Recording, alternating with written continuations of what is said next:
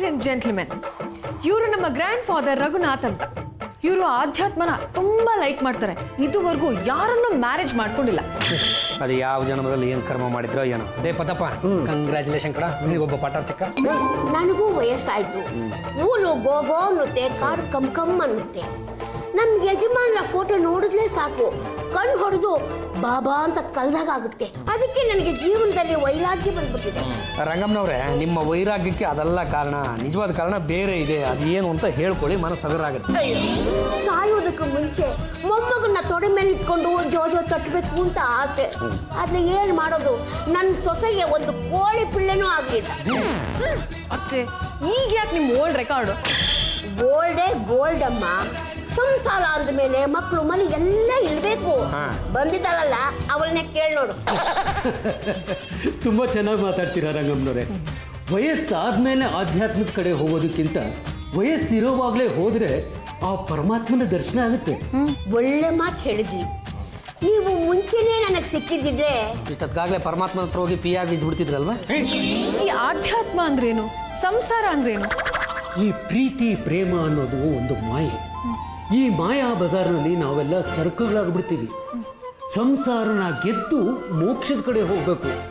ಈ ಸರ್ವಸಂಗ ಪರಿತ್ಯಾಗಿಗಳು ನೋಡಿ ಎಷ್ಟು ಆರಾಮಾಗಿರ್ತಾರೆ. ಬಿಟ್ಲಾ, ಅವ್ರು ಹೇಳ್ತಿರೋದು ನಿಜ ಕೊಡು. ಸರ್ವಸಂಗ ಪರಿತ್ಯಾಗಿಗಳಿಗೆ ಯಾವ ಪ್ರಾಬ್ಲಮ್ಮು ಇರೋದಿಲ್ಲ. ದಿನಕ್ಕೊಂದೊಂದು ಮನೇಲಿ ಇರ್ತಾರೆ. ಯಾರೋ ಊಟ ಹಾಕ್ತಾರೆ, ಯಾರೋ ನೋಡ್ಕೋತಾರೆ, ಯಾರೋ ಪಾತ್ ಪೂಜೆ ಮಾಡ್ತಾರೆ, ಯಾರೋ ದುಡ್ಡು ಕೊಡ್ತಾರೆ. ನಮ್ಗವ್ರಿಗೂ ವ್ಯತ್ಯಾಸ ಏನಿಲ್ಲ ಬಿಡ. ನಾವು ಇರೋದು ಇನ್ನೊಬ್ರು ಹಂಗಲ್ಲೇ ತಾನೆ. ಪದ್ದು ಬಿಟ್ಲಾ, ಜಸ್ಟ್ ಲಿಸನ್. ಅವ್ರು ಹೇಳೋದನ್ನ ಪೂರ್ತಿ ಕೇಳಿಸ್ಕೊಳ್ಳಿ. ಅಂಕಲ್, ಇಷ್ಟು ದಿನ ಅದು ನೀವು ಯಾರನ್ನು ಮದುವೆ ಆಗಿಲ್ವಲ್ಲ, ಯಾಕೆ? ಅವ್ರದ್ದು ಏನು ಕಷ್ಟನೋ ಏನೋ ಬಿಡ ಹೋಗ್ಲಿ. ಮದುವೆ ಆಗಿದ್ದಿದ್ರೆ ನನಗೆ ಆಧ್ಯಾತ್ಮಿಕ ಜೀವನ ಸಿಗ್ತಾ ಇದ್ದಿಲ್ಲ. ಹಾಗಾಗಿ ಮದುವೆಯಿಂದ ದೂರ ಉಳಿದೆ. ಅಂತೆ ಇದನ್ನ ತಗೊಳ್ಳಿ, ನಂಗೆ ಆಶೀರ್ವಾದ ಮಾಡಿ. ಏನಮ್ಮ ನಿನ್ನ ಕಷ್ಟ? ಹಣ್ಣು ಕೊಟ್ಟ ಮೇಲೂ ಹೆಣ್ಣಿನ ಕಷ್ಟ ನಿಮ್ಗೆ ಅರ್ಥ ಆಗ್ಲಿಲ್ವೇ? ಅರ್ಥ ಆಯ್ತು ಆಯ್ತು. ನಿನಗೊಂದು ಮಗು ಆಗ್ಬೇಕು, ನಿನ್ನ ಗಂಡನಿಗೊಂದು ಕೆಲಸ ಸಿಗುತ್ತೆ. ಆ ದೇವರಲ್ಲಿ ಭಕ್ತಿ ಇಡು, ನಿನ್ನ ಆಸೆ ನೆರವೇರುತ್ತೆ.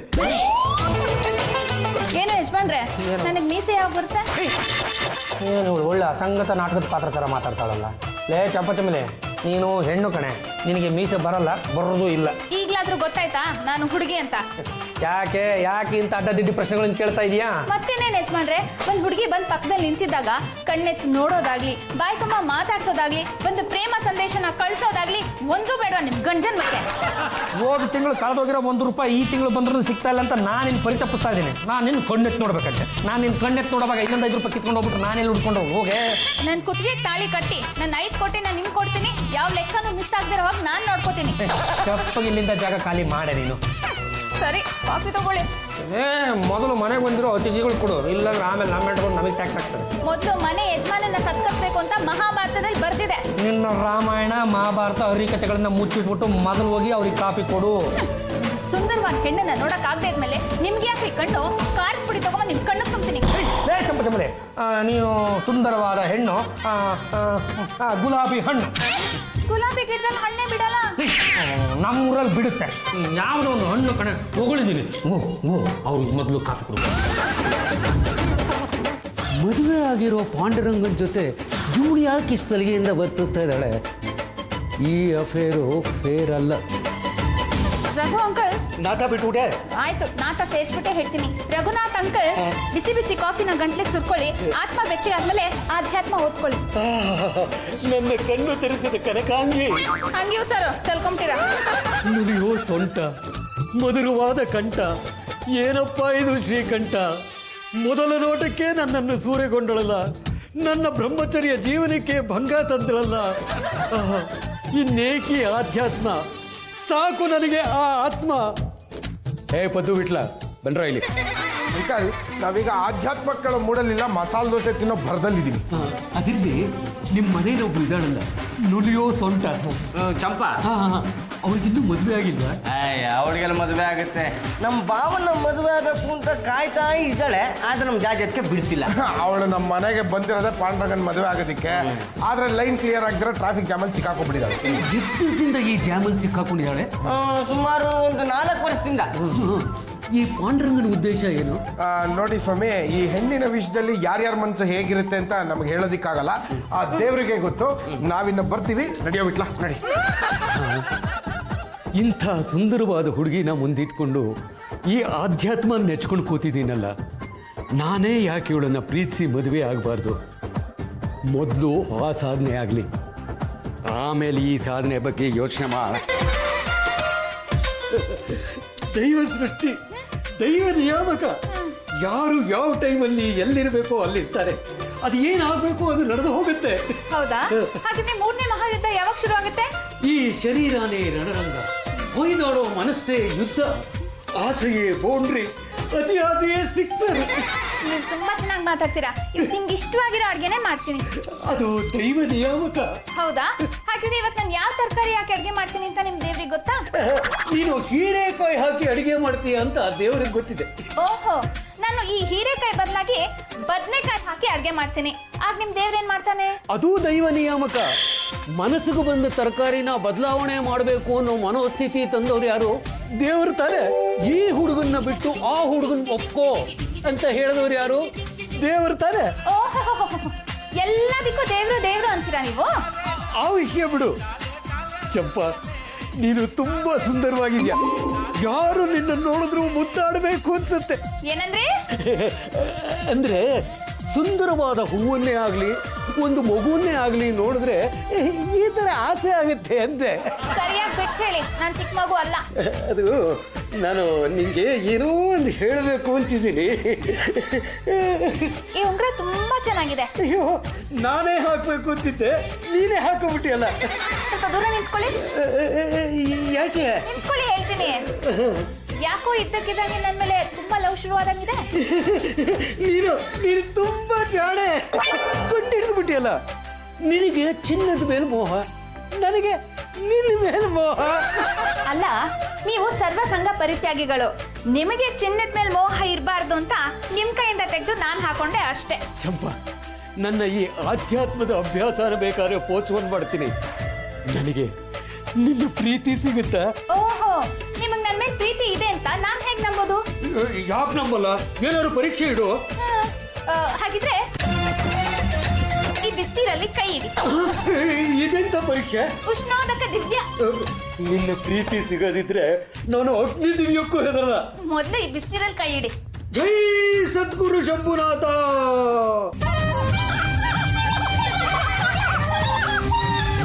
ನಿಮ್ಗೆ ನನ್ ಪ್ರೀತಿ ಬೇಕಾ? ಗುಡ್ಡ.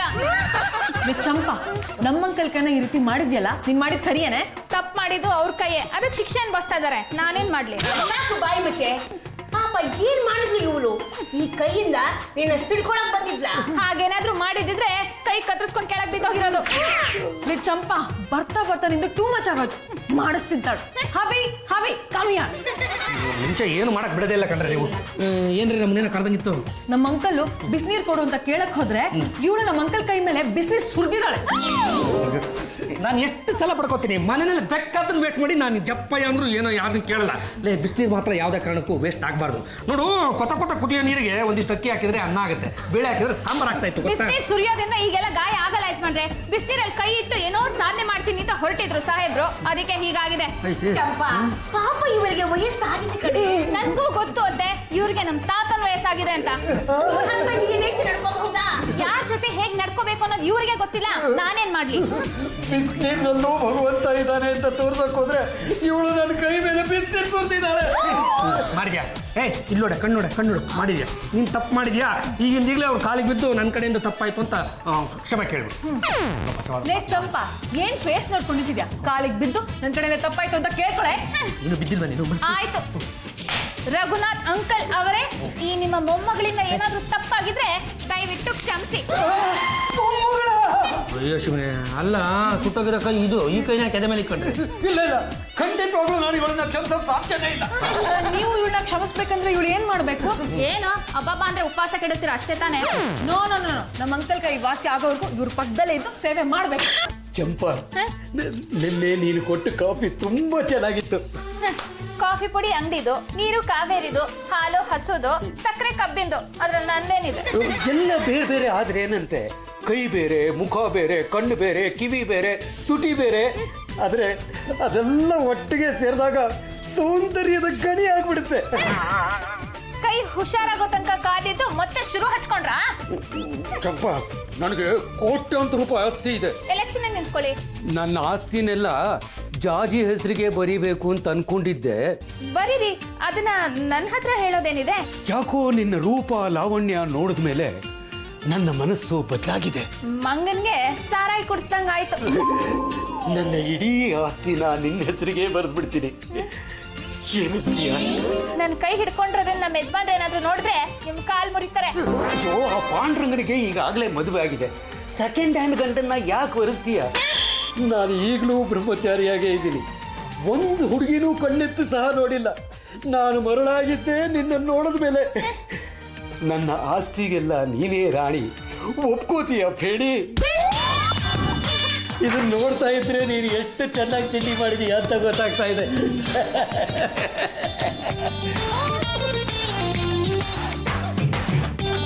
ಟೊಮೆಟೊ ಹಾಕಿದೀಯಾ?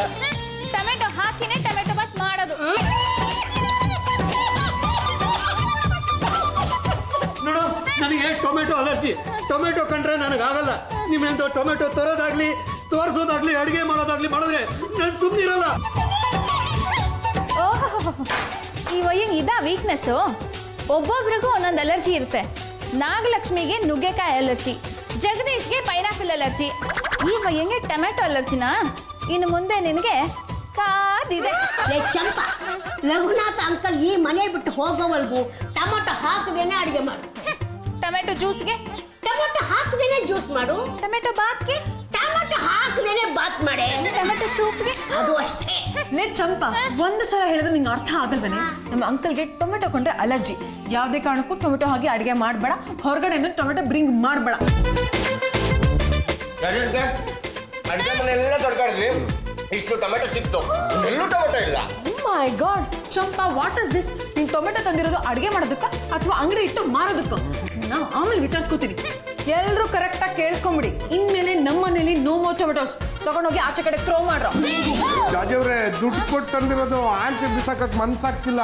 ಯಾರಾದ್ರೂ ರಾಜಕೀಯ ವ್ಯಕ್ತಿ ಭಾಷಣ ಮಾಡ್ತಾ ಇದ್ರೆ ಟೊಮೊಟೊದಿಂದ ಹೊಡಿಲಿ ಖರ್ಚಾಗುತ್ತೆ. ನಿಮ್ಗೆ ಧ್ಯಾನಕ್ಕೆಲ್ಲ ವ್ಯವಸ್ಥೆ ಮಾಡಿದ್ದೀನಿ, ಕೂತ್ಕೊಂಡು ಆರಾಮಾಗಿ ಧ್ಯಾನ ಮಾಡಿ.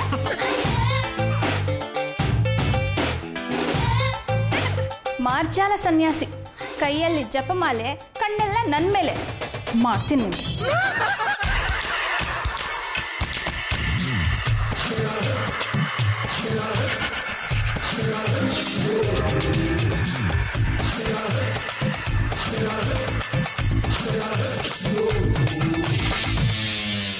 Takadimi takajunu, takida takadimi takadimi takajunu ta.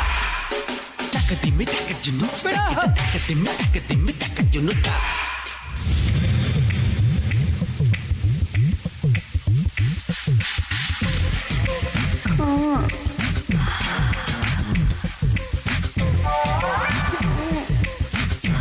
Tomato tomato tomato ಯಾರು ತಂದಿಟ್ಟಿದ್ದು?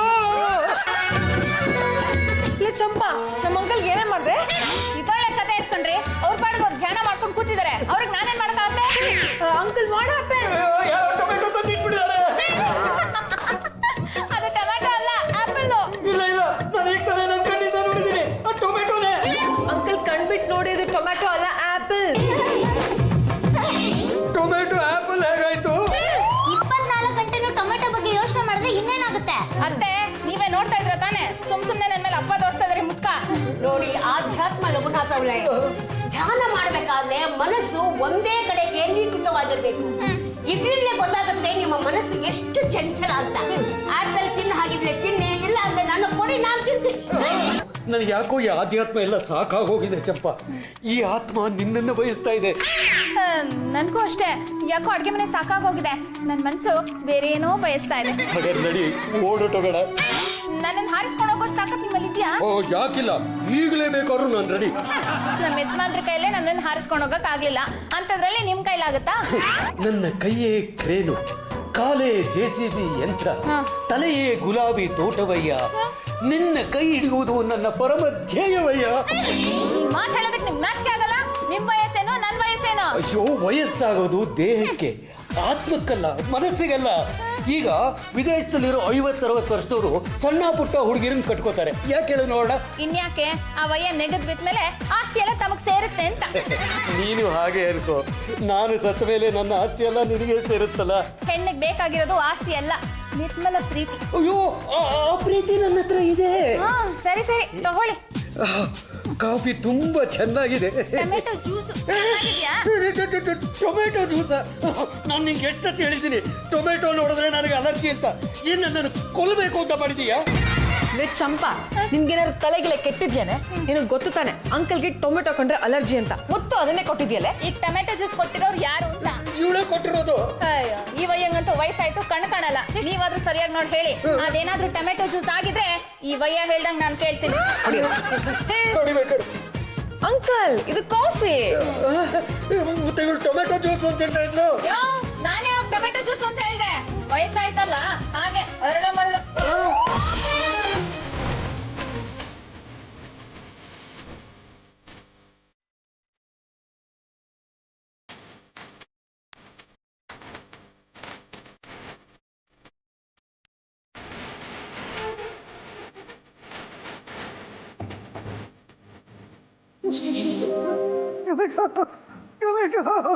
ನನಗೆ ಟೊಮೆಟೊ ಅಲರ್ಜಿ ಅಂತ ಗೊತ್ತಿದ್ರು ನಾನು ಮಲಗೋದ ಅಂತ ತಿಂತಿದ್ದಲ್ಲ ಚಪ್ಪ.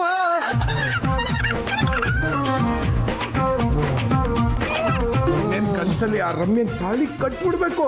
ಅಷ್ಟರಲ್ಲಿ ಯಾವನ ನಡು ರಾತ್ರಿಯಲ್ಲಿ ಟೊಮೆಟೊ ಮಾರ್ಕೊಂಡ್ಬಂದು ಎಬ್ಬಿಸ್ಬಿಟ್ಟಲ್ಲ. ರಮೇಶ್, ಟೊಮೆಟೊ ಟೊಮೆಟೊ ಅಂತ ಬಡ್ಕೊಂಡಿದ್ದು ನನ್ನ ಅಂಕಲ್. ನೋಡಿಮ್ಮ, ನನಗೆ ಟೊಮೆಟೊ ಅಲರ್ಜಿ ಅಂತ ಗೊತ್ತಿದ್ರು ನಾನು ಮಲಗೋ ಜಾಗದಲ್ಲಿ ಚಪ್ಪ ಟೊಮೆಟೊ ಇಟ್ಬಿಟ್ಟು ಹೋಗಿದ್ದಾಳೆ. ಇವರಿಗೆ ಹುಚ್ಚು ಬೆಪ್ಪ ಒಂದು ಗೊತ್ತಾಗ್ತಿಲ್ಲ. ಅಂಕಲ್, ನಿಮ್ಗೆ ಟೊಮೆಟೊಗೆ ಆಪಲ್ಗೆ ಇರೋ ವ್ಯತ್ಯಾಸ ಗೊತ್ತಿಲ್ವಾ? ಅಂಕಲ್, ಟೊಮೆಟೊ ಮುಟ್ಟೋದಕ್ಕೆ ಮೆತ್ತಗಿರುತ್ತೆ, ಆಪಲ್ ಮುಟ್ಟೋದಕ್ಕೆ ಗಟ್ಟಿ ಇರುತ್ತೆ. ಇಲ್ಲ, ನನ್ನ ಕಣ್ಣಾರೆ ನಾನು ನೋಡಿದ್ದೀನಿ ಟೊಮೆಟೊನೇ. ಈ ವಯ್ಯ ಹಗ್ಲೊತ್ತಲ್ಲೇ ಸರಿಯಾಗಿ ಕಣ್ ಕಾಣಲ್ಲ, ಇನ್ ಕತ್ಲಲ್ಲಿ ಕಾಣತ್ತಾ? ಯೋ, ನೆಟ್ಟಗ್ ಕಣ್ಬಿಟ್ಟು ನೋಡಯ್ಯ, ಅದು ಟೊಮೆಟೊ ಅಲ್ಲ ಆಪಲ್. ಟೊಮೆಟೊ ಆಪಲ್ ಹೇಗಾಯ್ತು? ಅಯ್ಯೋ, ಅರಳೋ ಮರಳೋ ಆಗಿರೋ ಈ ಮುತ್ಕಪ್ಪನ್ ಕರ್ಕೊಂಬಂದ್ ನಮ್ಮ ಮನೆಗ್ ಬಿಟ್ಟಿದಿರಲ್ಲ, ನಮ್ ನಿದ್ದೆ ಹಾಳು ಮಾಡ್ಬೇಕು ಅಂತಿದ್ದೀರೇನ್ರಿ? ಲೇ ಚಂಪಾ, ಇನ್ನೊಂದ್ಸಲ ಈ ರೀತಿ ಟಾಕ್ ಮಾಡಿದ್ದೆ ಆದ್ರೆ ನಿನ್ನ ಮನೆಯಿಂದ ಕಿಕ್ ಔಟ್ ಮಾಡ್ತೀನಿ. ಅದ್ ಹೇಗ್ರಿ ಕಿಕ್ ಔಟ್ ಮಾಡ್ತೀರಾ? ನನ್ನನ್ನ ಈ ಮನೆ ಕರ್ಕೊಂಬಂದವ್ರು ನೀವ ಅಲ್ಲ ತಾನೆ? ಅಂದ್ಮೇಲೆ ನನ್ನನ್ನ ಈ ಮನೆಯಿಂದ ಕಿಕ್ ಔಟ್ ಮಾಡೋ ಹಕ್ಕು ನಿಮ್ಗಿಲ್ಲ. ಹಾಗೇನಾದ್ರೂ ಕಿಕ್ ಔಟ್ ಮಾಡಿದ್ರೆ ಜೊತೆಗೆ ನಮ್ಮ ಯಜಮಾನ್ರನ್ನು ಕರ್ಕೊಂಡು ಹೋಗ್ತೀನಿ. ಕಾಲ್ ಮುರಿದು ಕೊಡ್ತೀನಿ.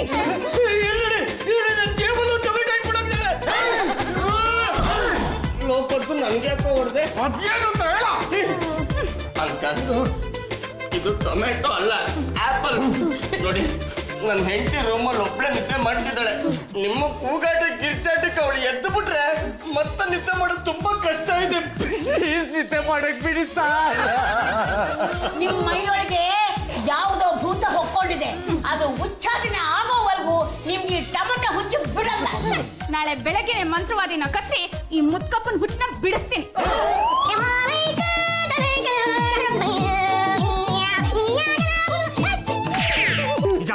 ಸಚ್ಚಿಗೆ ಬಾ, ಇದಕ್ಕೆ ಹಿಡ್ಕೊಂಡ್ಬಿಟ್ಟಿದೆ, ಭೂತಾಗೆ ಹಿಡ್ಕೊಂಡ್ಬಿಟ್ಟಿದೆ. ಎಂತ ಭೂತ? ಆ ಭೂತ ನೋಡೋದಕ್ಕೆ ದುಂಡುಂಡಿಗೆ ಇದೆ, ಕೆಂಪಿಗೆ ಇದೆ, ಅದನ್ನ ಮುಟ್ಟಿದ್ರೆ ನೈಸ್ಗೆ ಇದೆ. ನಿಂದಕ್ಕೆ ಹಿಡ್ಕೊಂಡಿರೋದು ಟೊಮೊಟೊಗೆ ಭೂತ. ಹೌದಾ? ಇದಕ್ಕೇನು ಕಾರಣ? ಓದುದು ಜನ್ಮದಲ್ಲಿ ನೀನು ಗೊತ್ತಿಲ್ದೇನೆ ನಿನ್ನ ದಪ್ಪನೆ ಕಾಲನ್ನ ಟೊಮೊಟೊ ಒಲದು ಒಳಗಡೆ ಇಟ್ಬಿಟ್ಟು ನಿನ್ನ ಕಾಲ್ ಕೆಳಗಡೆ ಸಿಕ್ಬಿಟ್ಟು ಟೊಮೊಟೊಗಳೆಲ್ಲ ಕಚ್ಕಂತ ಮರಗಯ್ಯಾರೇ ತತ್ತೋಗ್ಬಿಟ್ಟಿದಾವೋ. ಆ ಟೊಮೊಟೊಗಳೆಲ್ಲ ಮಾತಾಡ್ಕೊಂಡು ಈ ಜನ್ಮದಲ್ಲಿ ನಿನ್ನ ಮೇಲೆ ಸೇಡಿಗೆ ತೀರ್ಸ್ಕೊತಾ ಇದೆ. ಮಂತ್ರವಾದಿಗಳೇ, ನೀವು ಹೇಳ್ತಾ ಇರೋದು ನಿಜನಾ? ಹಲ್ಲಾಕೆ ಕಸ ಪುಟ್ಟಿಮ, ಈ ಪುಟ್ಟ ಹೈವಾನ್ ಇದಾನಲ್ಲ, ಹೋದ್ಗೆ ಜನ್ಮದಲ್ಲಿ ಟೊಮಟೊಗೆ ಕಚ್ಕ ಪಚ್ಕ ಮಾಡಿ ಸಾಯಿಸಿ ಹಾಕಿದಾನಲ್ಲ, ಅದಕ್ಕೆ ಈ ಜನ್ಮದಲ್ಲಿ ನಿನಗೆ ಟೊಮಟೊ ಅಲರ್ಜಿಗೆ ಆಗ್ಬಿಟ್ಟಿದೆ.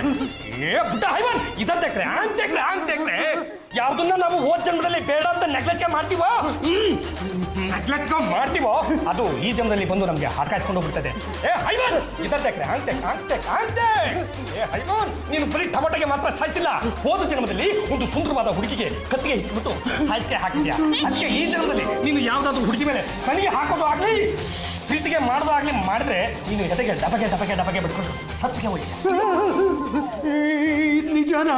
जो सच्ची बात है रे गद्दा कपूर मैं झूठ नहीं बोलता आंख देख ಹೈವಾನ್ ಈಗ ನಿನಗೆ ಟೊಮೆಟೊ ಇಂದ ತೊಂದರೆ ಆಗ್ತಾ ಇದೆ ಅಲ್ವಾ ಅದೇ ತರ ಹುಡುಗಿಯಿಂದ ತೊಂದರೆ ಆಗುತ್ತೆ ಹುಡುಗಿನೆಲ್ಲ ಮದುವೆ ಆಗೋದಕ್ಕೆ ಹೋಗ್ಬೇಡ ಈಗಾಗಲೇ ಒಂದು ಹುಡುಗಿ ನಿನಗೆ ಹೊಗೆಗೆ ಹಾಕಿಸ್ಬೇಕು ಅಂತ ಬೆರಳಿಗೆ ತಟ್ಟಿ ರೆಡಿಗೆ ಮಾಡಿ ಇಟ್ಕೊಂಡಿದ್ದಾರೆ ಇಲ್ಲಿಂದ ಹೊಟ್ಬಿಡು ಇಲ್ಲ ಅಂದ್ರೆ ನಿನಗೆ ಹೊಗೆಗೆ ಹಾಕ್ಬಿಡ್ತಾನೆ ಹೋಗ್ತೀಯಾ ಇಲ್ವಾ ಹೋಗ್ತೀಯಾ ಹೋಗ್ತೀನಿ. ಇನ್ ಯಾವತ್ತೂ ಈ ಕಡೆ ಬರಲ್ಲ.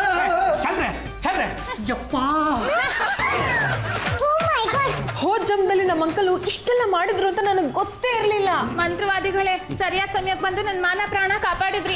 ಹೆಲ್ಪ್ ಮಾಡಿದ್ದಕ್ಕೆ ಥ್ಯಾಂಕ್ ಯು ವೆರಿ ಮಚ್. ನಿಮ್ಮ ಫೀಸ್ ಎಷ್ಟು? ಅದು ನಂದಕ್ಕೆ ಫೀಸ್ಗೆ ಗೀಸ್ಗೆ ಎಲ್ಲ ಕೊಡೋದಕ್ಕೆ ಹೋಗ್ಬೇಡಿ ನಿಮ್ದು ಬೆಡ್ರೂಮ್ ಒಳಗಡೆ ಕರ್ಕೊಂಡು ಹೋಗ್ಬಿಟ್ಟು ನೋಟಿಫಿಕೇಶನ್ ಬೋರ್ಡ್ಗೆ ತೆಗೆದು ಹಾಕ್ಬಿಟ್ಟು ಒಂದು ಲೋಟ ಕುಡಿಯೋದಕ್ಕೆ ಹಾಲ್ಗೆ ಕೊಟ್ಬಿಡಿ. ಹಲೋ ಎಕ್ಸ್ಕ್ಯೂಸ್ ಮೀ, ನಾನು ಯಾಕ್ರಿ ನಿಮ್ಮನ್ನ ನನ್ನ ಬೆಡ್ರೂಮಿಗೆ ಕರ್ಕೊಂಡು ಹೋಗ್ಲಿ? Who are you? ನಿಮ್ದು ಹಂಕಲ್ಲ ಓಡಿಸ್ಬೇಕು ಅಂತ ಬಂದಿರಾ ನಾನ್ ಕಂಡ್ರಿ ಪಾಂಡ್ರಂಗ ಗಂಡಿಗಲಿ